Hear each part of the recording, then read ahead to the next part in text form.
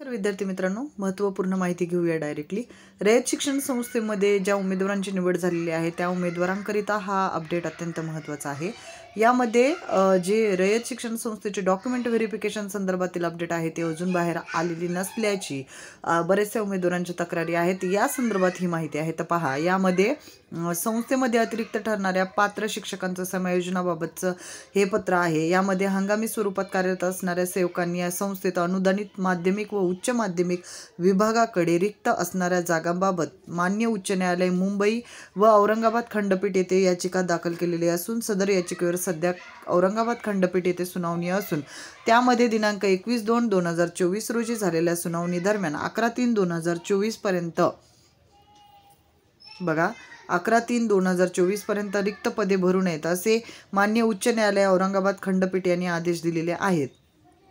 त्यामुळे संस्थेत अनुदानित माध्यमिक व उच्च माध्यमिक विभागाकडे रिक्त असणाऱ्या जागांवर न्यायालयीन प्रक्रिया पूर्ण होईपर्यंत संस्थेचे पुढील आदेश येईपर्यंत समावेशन करण्यासाठी शाखेत आलेल्या अन्य संस्थेतील शिक्षकास परस्पर शाखा पातळीवर हजर करून घेऊ नये अशा स्वरूपात माहिती दिलेली आहे। मग यामुळेच 11/3/2024 पर्यंत जे आहे दिनांक यापर्यंत पुढील पदांचं त्यांनी कार्यवाही दिलेली नाही, परंतु जे पुढील ह्या ज्या याद्या आहेत म्हणजे 11/3/24 पर्यंत यांचं समायोजन, त्याचबरोबर बाकीच्या गोष्टी आहेत। मग अंतर्गत जे काही शिक्षक आहेत त्यांना अंतर्गत जिल्हा बदली किंवा एखाद्याला बाहेर जायचं आहे विभाग बदलून, तर त्यांचं समायोजन वगैरे करण्यासंदर्भात रयतचं जे ट्रान्सफर पोर्टल आहे ते ऑन त्यांनी केलेलं आहे आणि त्यामध्ये माहिती शिक्षकांकडून भरून घेण्याचं कार्य त्यांचं चालू आहे।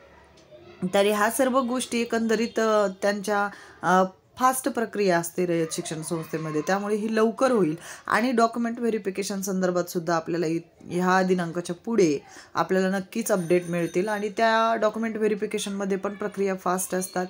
बरेचसे जास्तीत जास्त अधिकारी यामध्ये समाविष्ट केले जातात आणि ही प्रक्रिया जेवढ्या लवकर होईल तेवढं करण्यासाठी रयत शिक्षण संस्था कार्यरत राहील, कारण पुढे शिक्षकांची आवश्यकता त्यांना नक्कीच आहे आणि नवीन येणाऱ्या शिक्षकांसाठी सुद्धा ज्या बाकीच्या प्रक्रिया आहेत त्या पण ते फास्ट करण्याचा प्रयत्न करतात।